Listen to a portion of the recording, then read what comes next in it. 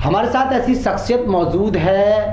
अक्सर आपने सुना होगा कि आजकल देश में जो माहौल चल रहा है क्राइम से लेके, लेकिन क्राइम क्यों बढ़ रहा है, इसकी वजह है धूम्रपान, नशा। और नशे को लेकर जो लड़ाई लड़ रही हैं, हमारे साथ रेखा झिंगन जी हैं जो द्वारका के रहने वाली हैं और सहज संभव संस्था के माध्यम से 17-18 सालों से लगातार वो मुहिम चला रही हैं, लोगों को जागरूक कर रही हैं और कई यात्राएं कर चुकी हैं, कई राज्यों की यात्रा की हैं, लाखों लोगों को ये जोड़ चुकी हैं। बातचीत करेंगे कि इसकी शुरुआत कैसे हुई और सहज संभव की जो संस्था है, मतलब सहज संभव जो संस्था है उसको कब इन्होंने तैयार किया और उससे पहले किस तरीके से क्या सोच के इन्होंने इस तरीके की मुहिम चलाई है। सबसे पहले बहुत बहुत स्वागत है रेखा झिंगन जी आपका हमारे चैनल द न्यूज एक्सप्रेस में। मैम, पहला सवाल ये है कि क्या सोचा आपने, क्या कोई ऐसी घटना घटी आपके साथ, क्या ऐसा दौर आया आपकी ज़िंदगी में कि आपने सोचा कि नशा मुक्त अभियान चलाना चाहिए, उस देश को नशे से दूर करना चाहिए? ये क्वेश्चन बहुत ज़रूरी भी है एक आदमी की लाइफ में।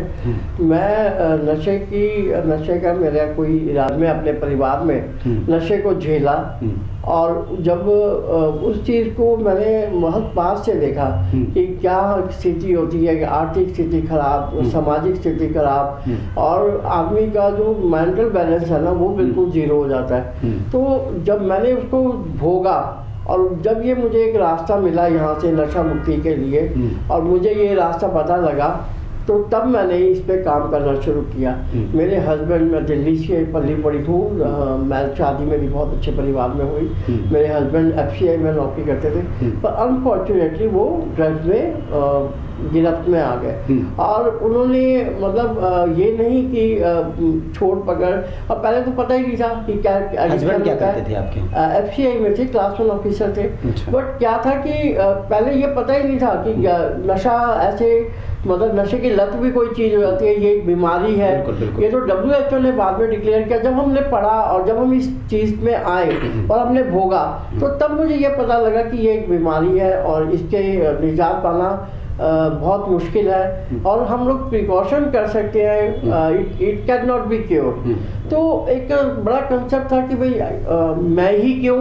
तो मुझे लगता था कि मतलब मैंने इतना कुछ भोगा मानसिक तौर पे, आर्थिक तौर पे, सामाजिक तौर पे, तो क्यों ना मैं औरों की मदद करूं। तो ये कंसेप्ट लेके मैं औरों की मदद करूं। तो मतलब आपको पता चला कि नशे के बाद घर में किस तरीके से लड़ाइयाँ होती हैं, किस तरीके से झगड़े होते हैं, किस तरीके से पूरे परिवार, मतलब पूरा परिवार डिस्टर्ब होता है। मेरा तो अपना ये मानना है कि किसी ने अगर नरक नहीं देखा ना, किसी शराबी या किसी नशेड़ी के घर चले जाओ तो आपको पता लग जाएगा कि नरक क्या चीज़ होती है। बच्चे भी बेचारे दुखी, माँ बाप दुखी, बीवी दुखी, बहन भाई दुखी।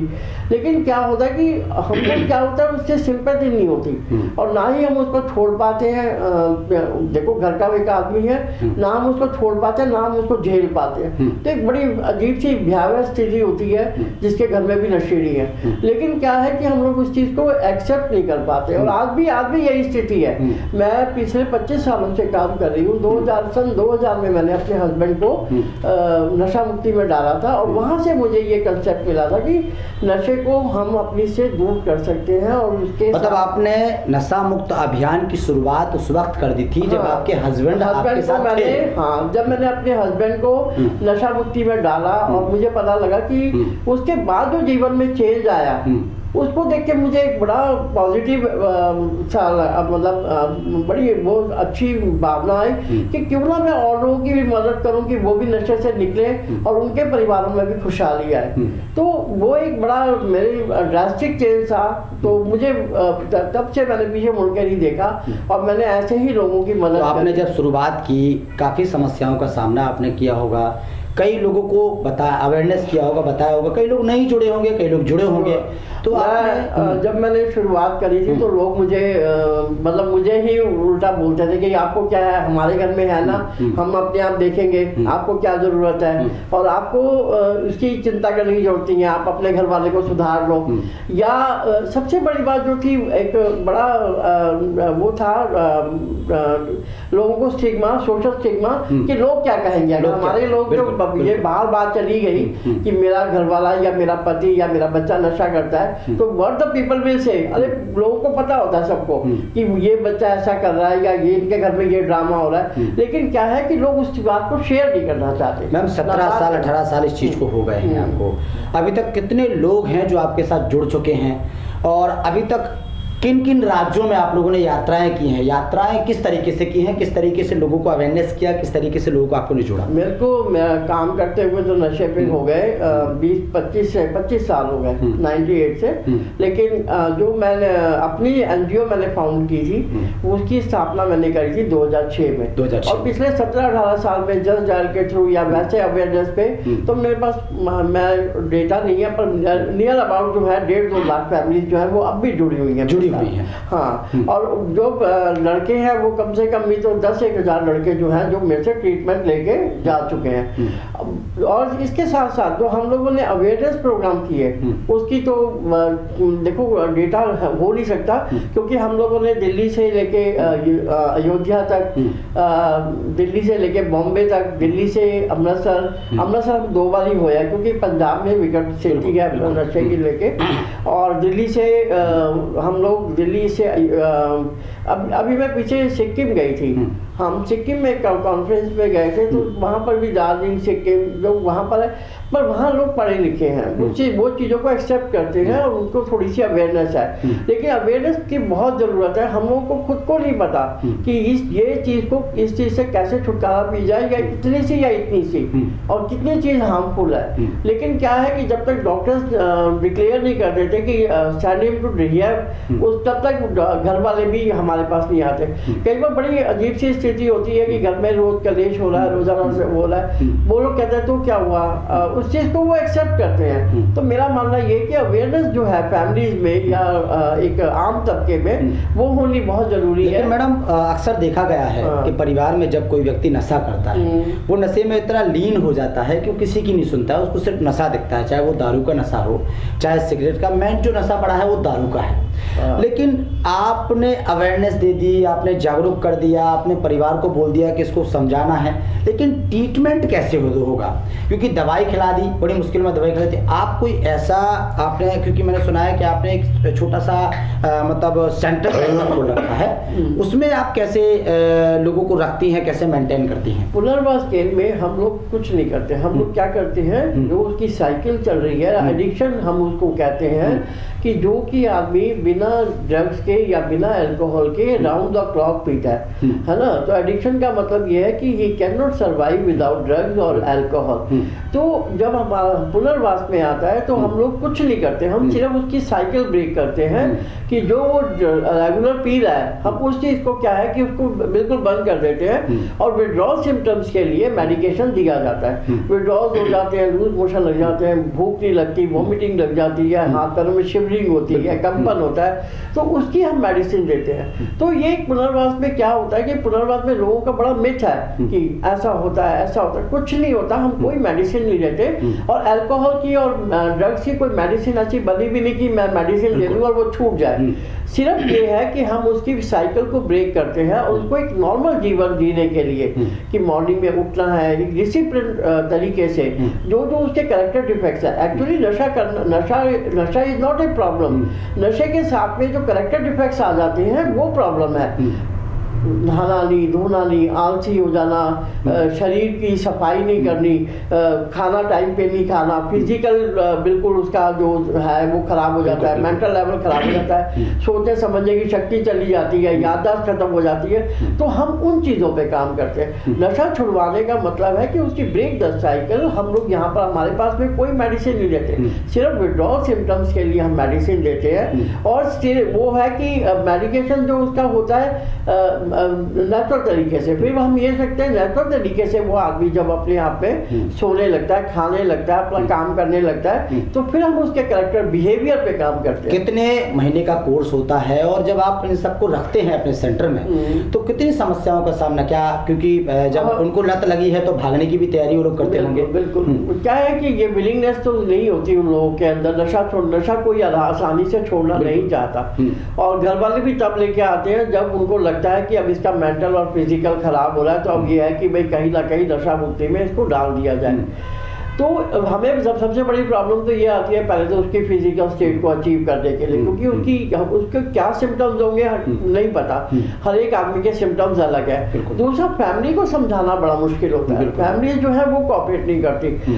जो फैमिलीज उसको मरने के लिए छोड़ देती हैं, या पहले तो उसको कहती है मरने दो इसको, जो मर्जी करो, जब वो तोड़ फोड़ आता है मैडम अभी लेके जाओ, लेकिन क्या होता है कि 3-4 दिन में ही वो खड़े हो जाते हैं मैडम प्यार दिखाने, जो कि एक उसके इलाज बाधा है। क्योंकि जब तक उसको लड़के को समझ में आती है, या जब तक उसको हम रोकेंगे नहीं, तब तक उसको जो फिजिकल स्टेट अचीव नहीं करेंगे, कोई फायदा नहीं होता। लेकिन क्या होता है, फैमिलीज ही नहीं अवेयर होती, उनको समझाना मुश्किल होता है। फिर बच्चे लड़कों को आप मान के चलो, ये जो कोर्स है ये 180 दिन का है ना।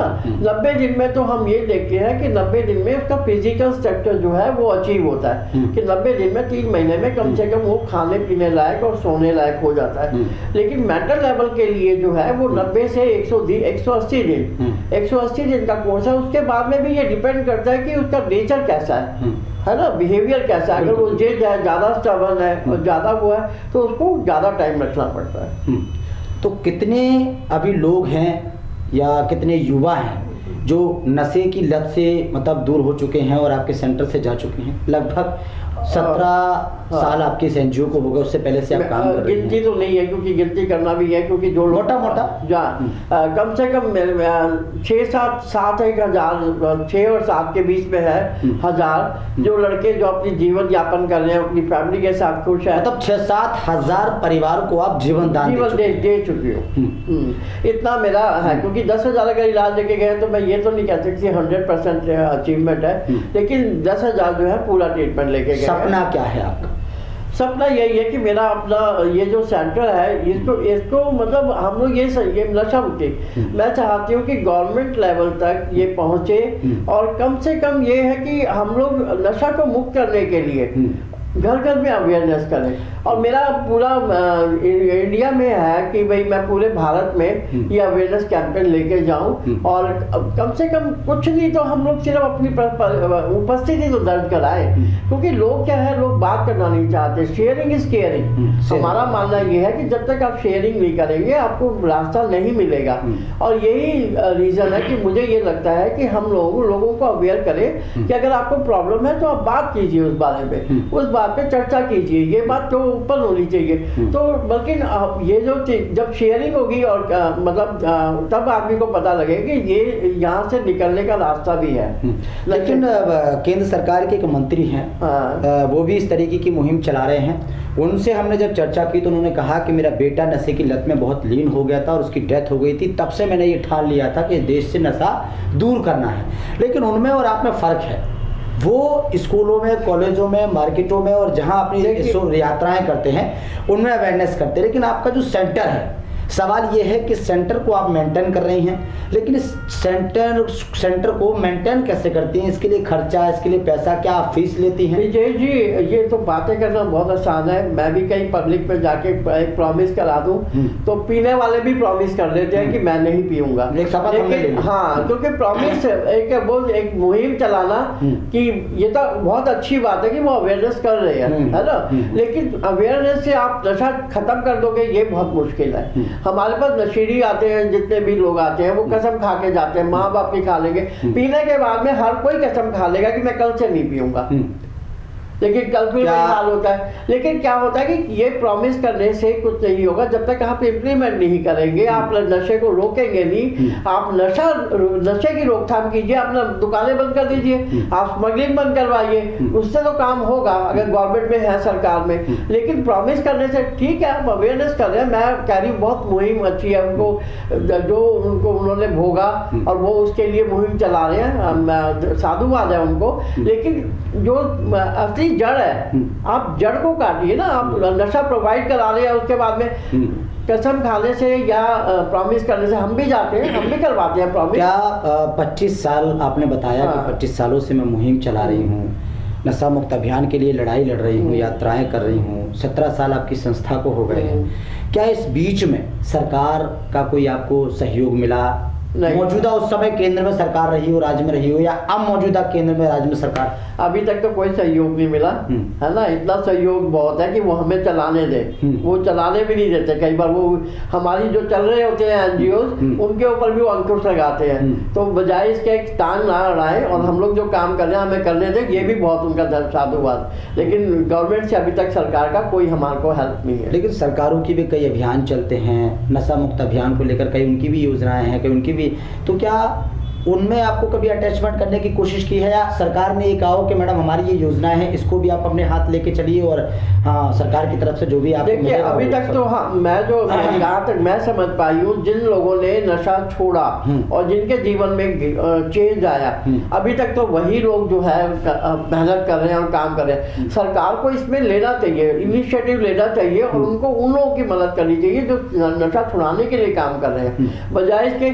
आप पोस्टर लगा देंगे या जगह जगह आप देखिए ना, जो सिगरेट की डब्बी है उस पर लिखा होता है धूम्रपान स्वास्थ्य के लिए हानिकारक, तब भी वो क्या बिकना बंद हो गया? नहीं बिकता, वो बिकता है और उसी से एक्साइज इनको मिलता है ना, ड्यूटी मिलती है। लेकिन हम जो चाहते हैं वो ये है कि जो गलत तरीके से, जैसे आप मानो आजकल ड्रग्स आ रही है, वो भी क्या केमिकल्स आ रही है, जिसका बच्चा मरता है, या देसी जो ये जो ठर्रा ये लोग बेचते हैं साहसी लोग, ये सब चीजें जो है पुलिस के या सरकार के नाक तले बिक रही है। तो ये सब चीजें बंद होनी चाहिए, इस पर कुछ लगाना चाहिए बजाय एनजीओ के, और एनजीओ को सपोर्ट करना चाहिए। मैं दिल्ली पुलिस का तो खैर I am grateful to them कि मेरे जितने भी द्वारका में अगर कभी कोई लड़ाई झगड़ा होके वहाँ दारू की वजह जाते हैं तो वो सीधा कहते हैं जी मैडम के सेंटर भेज दो इसको। क्या दिल्ली के लीडर्स जो हैं, दिल्ली सरकार के जो लीडर्स हैं, वो कभी सपोर्ट करने आए आपको? आश्वासन बहुत देते हैं, आश्वासन देते हैं लेकिन कभी नहीं। आश्वासन देते हैं, एप्रिशिएशन मिलता है, अवार्ड मुझे बहुत मिल गए, लेकिन हेल्प नहीं करता, हेल्प नहीं करता, आश्वासन देते हैं। और आपको अगर आपकी हेल्प हो जाए, हाँ, क्या लगता है इस मुहिम को आप और ऊपर तक ले? बिल्कुल बिल्कुल, अगर इसकी हो जाए तो मैं आजकल जो छोटे छोटे बच्चे हैं ना, कूड़ा बीनते हैं या छोटे छोटे बच्चे स्कूल नहीं जाते, तो उन लोगों के लिए जो है ना एक गवर्नमेंट को सोचना चाहिए कि आप पता क्या था, जब मैंने काम शुरू किया था ना तो हमें ना 18 साल से ऊपर बच्चे मिलते थे जो नशा करते थे। लेकिन आज बड़े दुख के साथ कहना पड़ रहा है कि मेरे को 18-20 साल हो गए काम करते हुए, लेकिन आज जो बच्चे जो नशा कर रहे हैं ना, वो 10 साल का बच्चा भी नशा कर रहा है, और 10 साल का एडिक्शन है। राजधानी दिल्ली में हाँ, तंबाकू, टबैको हो गया, गांजा हो गया, और सब हंस के बताते हैं कि हम लोग इतने साल से कर रहे हैं। तो ये सब चीजें जो है ना हम लोग अच्छा राजधानी दिल्ली में रेखा जी क्राइम को क्या मानती हैं आप? क्या वाकई में क्राइम नशे की लत से हो? 98% तो मैं कहती हूँ चाकुओं से मार देना, घटना को अंजाम देना, चेन स्नैचिंग या चोरियां करना, ये सब नशे का इम्पैक्ट, बिल्कुल इससे इम्पैक्ट तो जरूर है। अगर मैं कहती हूँ अगर 100% नहीं तो कम से कम 60 to 70% जो चोरियां या क्राइम होता है वो सिर्फ नशे की। बड़ा सवाल ये है कि सरकार को क्या करना चाहिए इसमें? सरकारों को किस तरीके से कदम उठाना चाहिए? क्योंकि सरकारों की मुहिम तो बहुत सारी चल रही है, हाँ, लेकिन धरातल पे कुछ नहीं है। सरकारों को कम से कम मैं कहती हूँ हमारे यहाँ मैं मानती हूँ 1640 के करीब रिहैब है यहाँ पर दिल्ली में। तो 1640 आप मत करिए, आप एनजीओ को सपोर्ट कीजिए, आप उनको मोटिवेट कीजिए कि अच्छा काम करें, है ना, उनको स्पेस दीजिए। या उनके मैं ये भी नहीं कहती, मैं ये कहती हूँ कम से कम जो ड्रग माफिया है या जो ड्रग्स का है, अल्कोहल का है, इस माफिया को आप खत्म करने की कोशिश कीजिए। दिल्ली पुलिस अपने देखो सब कुछ सब नहीं कर सकते, लेकिन हम लोगों को भी अवेयर रहना चाहिए, क्योंकि थोड़े से पैसों के लिए लोग नशा बेच रहे हैं, थोड़े से पैसों के लिए दारू बेच रहे हैं, थोड़े से तो ये सब चीजें जो है ना बात रूट लेवल पे अगर हम लोग करना चाहे तो हमें, मैं ये नहीं कहती कि सिर्फ सरकार का ही ड्यूटी है, एक आम आदमियों की भी ड्यूटी है, क्योंकि आम लोग भी हम लोग जो है ना थोड़े से पैसे बचाने के चक्कर में हम लोग भी सस्ता घूमते हैं। अच्छा, हैं जो आपको अटैचमेंट करती हैं, सपोर्ट करती हैं? हाँ, मैं ये तो मानने वाली बात है कि मैं अगर काम कर रही हूँ 20-25 सालों से, तो लोग मेरे साथ जुड़ गए और लोग सपोर्ट करते हैं और सपोर्ट हर तरह से करते हैं। हम लोग हर एक्चुअली के सिर्फ क्या, देखो आप नशे के साथ मत चलिए ना, आप नशे के साथ हम लिटरेसी में भी काम करते हैं। हम जो उनकी महिलाएं हैं जो अल्कोहलिक्स या फैमिलीज हैं, उनकी फैमिलीज को सपोर्ट करते हैं, उनको ट्रेनिंग वोकेशनल देते हैं, उनके बच्चों की हेल्प करते हैं। तो उस सब चीज़ों को लेके देखा जाए तो हमें बहुत सपोर्ट मिलती है सोसाइटी। सहज संभव और रेखा झिंगन जी का क्या आगे मोटो है और इस नशे को किस तरीके से खत्म करने की तैयारी चल रही है?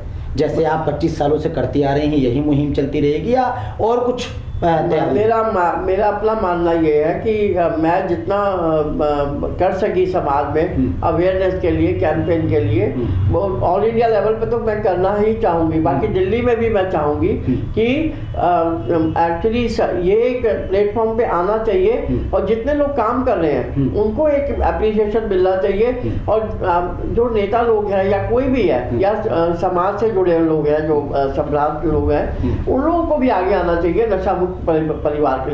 एक्चुअली क्या है कि नशा मुक्ति में जो एक आम आदमी है वो अपनी भागीदारी नहीं करता। भागीदारी वही करता है जिसकी फैमिली में नशेबाज है ना। तो मैं ये कहती हूँ कि एक आम आदमी को भी उसी हिसाब से सोचना चाहिए, क्योंकि वो ये कहते हैं कि नशा जो है एक ऐब है ना। तो लेकिन ये चीज़ नहीं है, एक ये सामाजिक बुराई है, सामाजिक बुराई है। और इस आधे से ज़्यादा जो क्राइम है उसका जड़ है ये। आज की युवा पीढ़ी को क्या संदेश है सहज संभव और रेखा झिंगन का? Stay away from the drugs and alcohol. Say no to drugs. युवा पीढ़ी के लिए यही है कि आप लोग अपने जीवन को कामयाब बनाएं और अपना नशे से दूर रहें और अपने जीवन को। ठीक है, तो सुना आपने सहज संभव संस्था की राष्ट्रीय अध्यक्ष डायरेक्टर रेखा झिंगन हमारे साथ जुड़ी हुई थी और लगातार उन्होंने नशे से दूर रहने के लिए लोगों को एक बड़ा संदेश देने की कोशिश की है। और ये संदेश खाली कैमरे में नहीं दे रही है, वो खाली मीडिया में नहीं दे रही है, वो लगातार 25 सालों से सड़कों पे उतर कर वो इस नशा मुक्त अभियान का संदेश दे रही हैं, लोगों को जागरूक कर रही हैं। और आपने खुद इनके शब्दों में सुना कि 7000 से ज़्यादा परिवार को जीवन दान दे चुकी हैं। जीवन दान आप समझते हैं ना, मतलब अगर एक व्यक्ति अगर नशा करता है, आप अच्छी तरीके से जानते हैं, तो वो पूरे परिवार को डैमेज कर देता है। पूरे परिवार को इसकी टेंशन हो जाती है कि ये बंदा नशा कैसे छोड़ेगा। माँ को टेंशन हो जाती है अपनी बेटे की, पत्नी को टेंशन हो जाती है अपने पति की, बच्चों को टेंशन हो जाती है अपने पिता की। तो इस तरीके की जो टेंशन है वो बढ़ती जाती है, वो पूरा परिवार डैमेज हो जाता है। और अगर 7000 से ज़्यादा लोगों को और 7000 से ज़्यादा परिवारों को जीवन दान रेखा झिंगन ने दिया है, तो ये बहुत ही सराहनीय काम है। क्योंकि भाषण देना अलग बात है और धरातल पे काम करना अलग बात है। लेकिन इन्होंने केंद्र सरकार, राज्य सरकारों से भी अपील की है कि अगर वो नशे के जितने भी व्यापार हैं उन पर अगर अंकुश लगाया जाए, कम से कम उनको खोला जाए, कम से कम उनको उनको खोलने की अनुमति दी जाए, तो लगता है कि कहीं ना कहीं सरकार के माध्यम से भी बड़ा संदेश जाएगा और देश में युवा पीढ़ी नशे की लत से दूर होगी। आपकी क्या प्रतिक्रिया है इन तमाम बातों पर हमारे कमेंट बॉक्स में ज़रूर लिखिए।